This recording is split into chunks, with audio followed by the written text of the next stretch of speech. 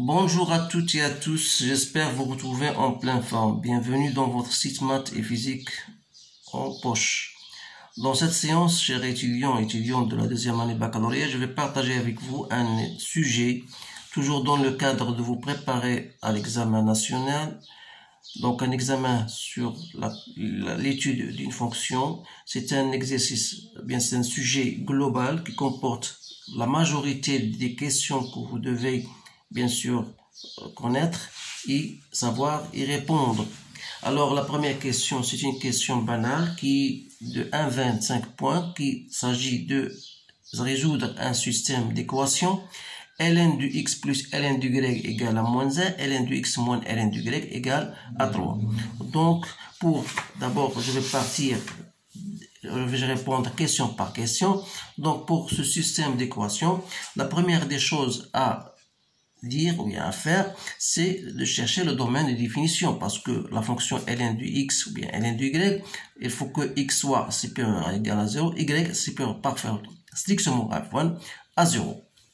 Donc, pour résoudre ce système-là, il suffit de faire la somme entre les deux équations 1 et 2. Donc, 1 plus 2, ça va vous donner 2 ln du x égale à 2. C'est-à-dire que ln du x égale à 1. Comme 1, c'est ln de e, ça veut dire que x égale à e. Et e est toujours supérieur à 0. Donc, voilà la première solution. Donc, pour trouver l'autre solution, il faut soit vous avez ln du y égale à moins 1 moins ln du x, c'est-à-dire moins 1 moins ln de e, donc c'est moins 2. Et par conséquent, y égale l'exponentielle de moins 2, d'où les solutions S. Donc c'est x, on a trouvé x égale à e, et y, e moins 2. Voilà votre réponse à ce système d'équations. Maintenant, je vais passer à l'autre exercice, au problème 11 points, bien sûr. On vous donne une fonction. Voilà, je vais l'écrire pour qu'elle soit claire parce que l'imprimante n'a pas donné une copie bien claire. Donc voilà, on vous donne une fonction g de x égale x plus 1, l'exponentielle de x moins 1. Elle est définie sur moins 1 plus l'infini. Alors, la première question, on vous dit, voilà, montrer que g' de x est strictement supérieur à 0 pour tout x appartenant à moins 1 plus l'infini. Alors, pour répondre à cette question-là, donc il suffit de déterminer g' de x, bien sûr, toujours en mentionnant que la fonction g de x est une fonction dérivable. Donc, la recherche de cette dérivée-là, vous avez souvent deux produits, c'est facile à déterminer. Donc, c'est l'exponentielle. La dérivée de ça, c'est 1 fois l'exponentielle de x plus 1, exponentielle de x. Donc, c'est l'exponentielle de x fois x plus 2. Donc, le signe de cette fonction, c'est le signe de x plus 2. Alors, comme x et on a est supérieur strictement à moins 1, ça veut dire que x plus 2 est strictement supérieur à 1, c'est-à-dire supérieur à 0. Et par conséquent, g' de x, elle est strictement supérieure à 0, vous n'avez pas trouvé de problème dans ce domaine-là. Donc la deuxième question, calculer g de 0 et en déduire le tableau de signe de g de x sur l'intervalle moins 1 plus l'infini. Alors, on vous guide ici pour répondre à cette question, vous trouvez g de 0. Donc si vous remplacez x par 0, vous allez trouver g de 0 égale à 0. D'où le tableau de variation sera le suivant. Donc voilà, x moins 1 plus l'infini.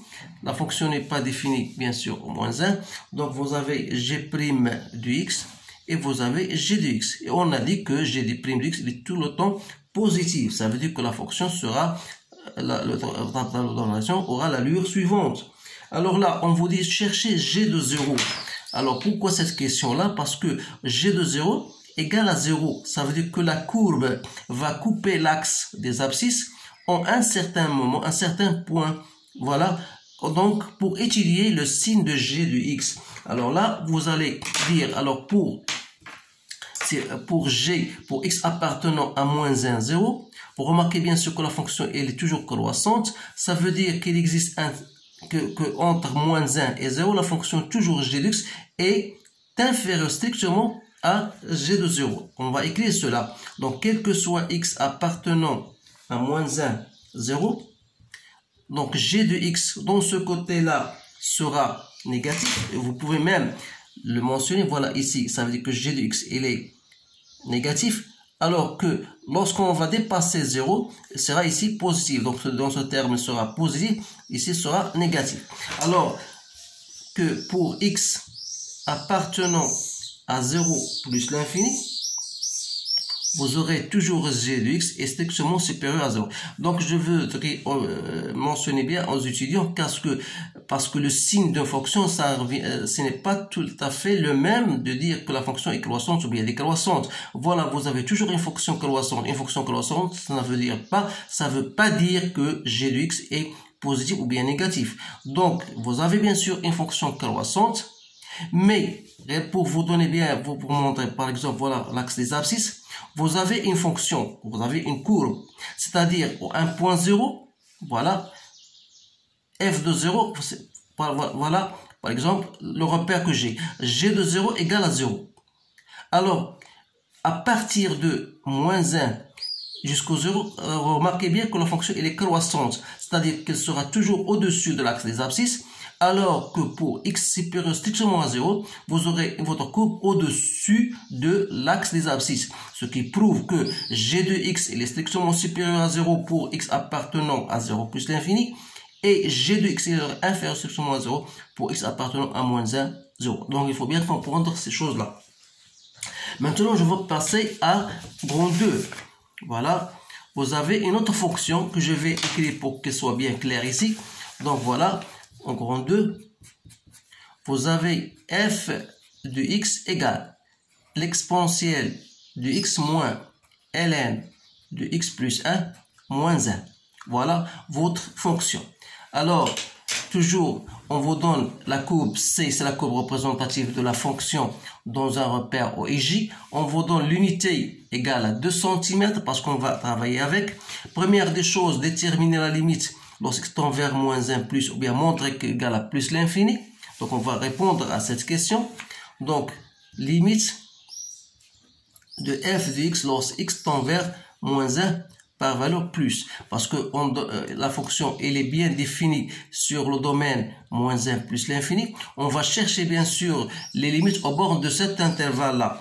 Donc limite de f de x lorsque tend vers moins 1 plus, c'est la limite de tout ça. Donc c'est lorsque x tend vers moins 1 plus, on aura x est supérieur à moins 1, ça veut dire 0 plus. Donc les ln de t, donc pour vous bien me montrer, si je pose t égale à x plus 1, alors lorsque x tend vers moins 1 plus, alors t tend vers 0 plus. Donc on aura ln de t. Ln de t, dans ce cas, il va tendre vers moins l'infini. Avec ce moins, c'est plus l'infini. Alors là, donc il reste plus l'infini.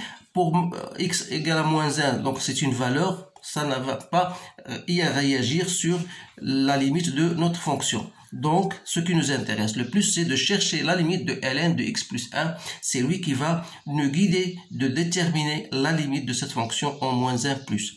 Alors là, ça veut dire l'interprétation géométrique, alors que la fonction, ou bien la courbe représentative de la fonction, admet une asymptote verticale d'équation x égale à moins 1. Alors là, il faut bien noter cela. Maintenant, je vais passer à l'autre question, la limite de f de x lorsque x tend vers plus l'infini. Mais avant de passer à cette question, on vous dit vérifier que f de x égale. Donc on va vérifier que f de x égale à x exponentielle de x sur x moins ln de x sur x moins ln de 1 plus 1 sur x moins 1. Pourquoi cette question-là? C'est pour vous faciliter bien sûr la tâche parce que vous ne pouvez pas déterminer cette limite sans passer par cette étape. Donc voilà, on a normalement f de x égale à l'exponentielle de x moins ln. Je fais moins ln de x plus 1 moins 1. Voilà votre fonction. Donc je peux même dire c'est l'exponentielle de x moins ln de x, je mets x en facteur. Donc de 1 plus 1 sur x moins 1.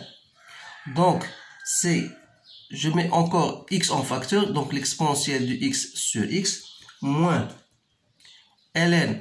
Donc ln de a, b, c'est ln de a plus ln de b. Puisque x, bien sûr, ici, il appartient à sur 0 plus, parce que on va noter que x supérieur strictement à 0, bien sûr. Donc, ln du x sur x, voilà, moins ln de 1 plus 1 sur x, moins 1. Alors, dans ce cas, bien sûr, on a bien montré qu'on a cette relation, bien cette expression. Donc, alors là, je peux dans ce cas déterminer la limite de f de x lorsqu'x tend vers plus l'infini. Donc, la limite de l'exponentielle de x sur x, c'est plus l'infini. Ça, c'est 0. Donc, plus l'infini fois plus l'infini, donc ça donne plus l'infini. Parce que cela va me donner ln de 1, c'est 0. Donc, c'est un numéro. Donc, ce qui m'intéresse, c'est le premier terme qui va me permettre de déterminer la limite de cette fonction en plus l'infini. Alors là, il faut penser aux branches infinies. C'est pour cette raison-là qu'on vous demande de déterminer les limites de f de x sur x. Voilà.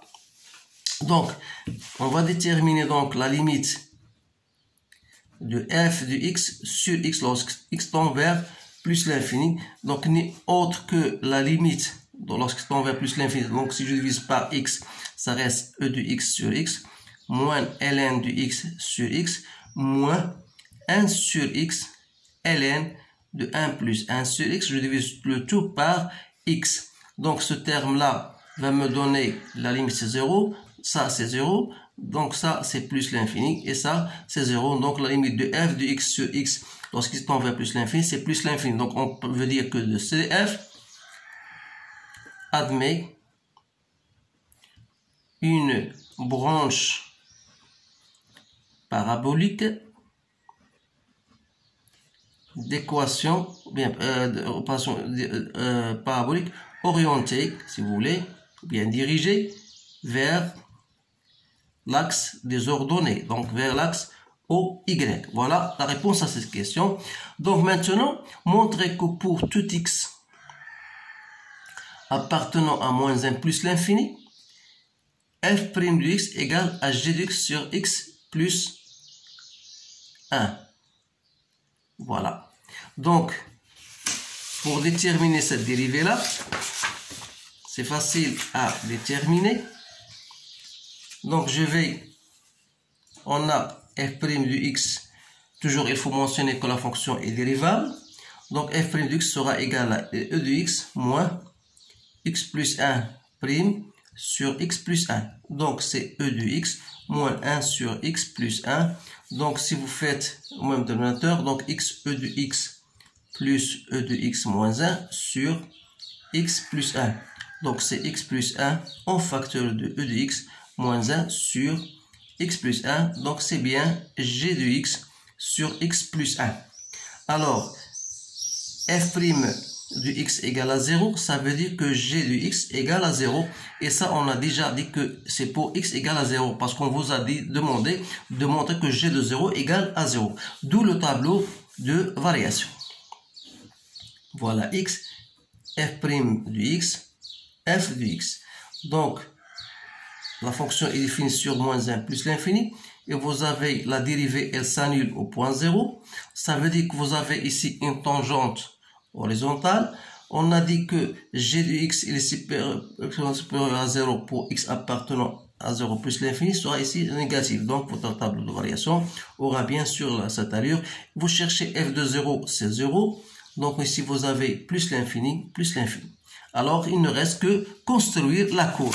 Alors, la courbe, donc, d'après le tableau de variation, vous avez une tangente horizontale au point 0, g de 0 égale à 0, et vous avez une asymptote verticale d'équation x égale à moins 1. Voilà, je l'ai bien noté. Alors là, il suffit de tracer la fonction, sans oublier bien sûr que la limite de f de x sur x égale à plus l'infini. Donc vous avez une branche parabolique de direction OY. Alors votre allure de la courbe, l'allure sera la suivante. Voilà. Je la fais d'une façon plus ou moins. Voilà. Donc votre allure de votre fonction sera de cette allure-là. Voilà votre fonction. Maintenant, on va passer aux autres questions Voilà. On vous dit, voilà, calculer l'intégrale entre 0 et 1 de x sur x plus 1 dx. Donc, remarquez que x sur x plus 1 égale à 1 moins 1 sur x plus 1. Donc là, pour répondre à cette question, on va la mettre devant nous. Donc, chercher l'intégrale, calcul d'intégrale. Donc, on voudrait chercher l'intégrale entre 0 et 1 de x sur x plus 1 dx. On vous dit, voilà, remarquez que x sur x plus 1, c'est cette expression, c'est-à-dire c'est l'intégrale entre 0 et 1 de 1 moins 1 sur x plus 1. Voilà. dx. Alors là, c'est l'intégrale de dx. Donc, c'est bien x. Et l'intégrale de x plus 1, c'est ln de x plus 1. Sans mettre la valeur absolue parce que x plus 1 est strictement supérieur à 0. Donc, entre 0 et 1. Donc, c'est bien 1 moins ln de 2. Voilà. Maintenant, question B. À l'aide d'une intégration par partie, montrez que l'intégrale entre 0 et 1 de ln de x plus 1 dx égale à ln de 4 moins 1. Alors, pour répondre à cette question, je vais poser i comme étant cette intégrale-là. Je vais poser u de x égale à ln de x plus 1. Et je vais poser v' égale à 1. C'est-à-dire que u' égale à 1 sur 1 plus x et v égale à x. Alors, donc, en appliquant votre relation que vous connaissez tous par intégration par partie, donc c'est u fois v, c'est-à-dire x ln de x plus 1 entre 0 et 1 moins l'intégrale de u' fois v, c'est-à-dire l'intégrale de x sur 1 plus x dx. Alors celle-ci, on l'a déjà à partir de la question ci-dessus. Donc, il ne me reste de remplacer x par 0, x par 1. Donc, ça me donne ln de 2 moins 1 moins ln de 2. C'est-à-dire, c'est 2 ln de 2 moins 1. Donc, 2 ln de 2, c'est ln de 4 moins 1. Et pour faire un rappel, ln de 4, c'est ln de 2 au carré. C'est-à-dire, c'est 2 fois ln de 2. Donc, c'est pour cette raison que 2 ln de 2, c'est ln de 4. Maintenant, on vous dit, voilà, déterminer, calculer en centimètres carrés l'aire du domaine plan limité par la courbe C et l'axe des abscisses et les droites x égale à 0 et x égale à 1. C'est-à-dire, voilà, on va déterminer cette aire-là entre x égale à 0, x égale à 1 et la courbe et l'axe des abscisses. Voilà, on vous demande de déterminer cette aire-là qui n'est autre que l'intégrale de la fonction en question entre 0 et 1. C'est-à-dire que cette aire-là n'est autre que l'intégrale entre 0 et 1 de f de x dx. Voilà. C'est-à-dire, voilà, l'intégrale de f de x dx, donc c'est l'intégrale entre 0 et 1. La fonction f de x, c'est exponentielle de x, ln de x plus 1 moins 1 dx. Donc, c'est l'intégrale de l'exponentielle de x, si vous le connaissez, c'est l'exponentielle de x entre 0 et 1, moins l'intégrale de ln de x plus 1, on l'a déjà déterminé, donc c'est moins ln de 4 moins 1, et il me reste l'intégrale de x de 1 dx, donc c'est x entre 0 et 1. Donc, c'est l'exponentielle de x moins x entre 0 et 1, moins ln de 4 plus 1. C'est-à-dire, c'est e moins 1. Lorsque je remplace x par 0, c'est l'exponentielle de 0, donc c'est moins 1. Moins, donc ça donne plus 1, moins ln de 4 plus 1. Donc, je simplifie, donc il me reste e moins 1, moins ln de 4. E moins 1, moins ln de 4. C'est bien ça. Donc, cette terre-là, il ne faut pas oublier, on multiplie par l'unité d'air. Ah, on a dit que I, on vous donne de unité de centimètres. Ça veut dire que l'air sera égal à E moins 1, moins ln de 4, tout ça, vous allez le multiplier par 2 fois 2, ça fait 4 cm au carré. Voilà votre R. Donc, on va maintenant passer aux questions suivantes. Voilà. On vous donne, voilà, partie 3, on vous donne h de x égale à f de x moins x. Pour tout x appartenant à 0, 1 demi. À partir du tableau de variation de la fonction h ci-contre, montrez que f de x est inférieur ou égal à x pour tout x appartenant à l'intervalle 0. Donc, on vous donne l'intervalle, ou bien le tableau de variation de la fonction h de x.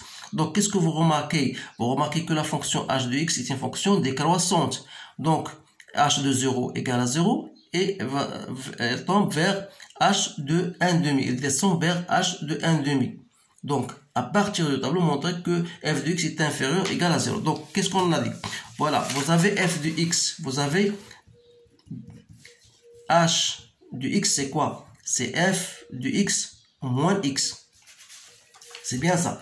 Donc, vous avez h de 0 égale à f de 0 moins 0, donc c'est 0. Et le fait de dire que la fonction h est décroissante, ça veut dire que quel que soit x appartenant à l'intervalle que vous avez dans votre tableau de variation, suivant, vous avez h de x est toujours sera inférieur ou égal à 0. Qui dit h de x inférieur à 0, ça veut dire que f de x moins x égale inférieur à 0. Donc f de x sera inférieur à x. Voilà la réponse à cette question. Montrer que f de x est inférieur ou égal à x. B. Montrer que 0 est l'unique solution de l'équation f de x moins x égale à f de x égale à x.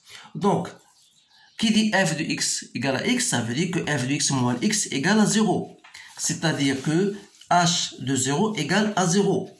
Donc, voilà, toujours à partir de votre tableau de variation. Donc, on va noter ça, f de x égale à x. Ça veut dire que f de x moins x égale à 0. Ça veut dire que h de x égale à 0. Donc, vous avez la fonction h est continue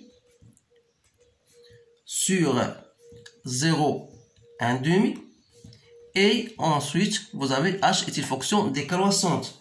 Ça veut dire que quel que soit x appartenant à 0, 1 demi, vous aurez toujours h de x est inférieur à h de 0, c'est-à-dire inférieur à 0. C'est-à-dire la seule solution, donc x égale à 0, est la seule solution,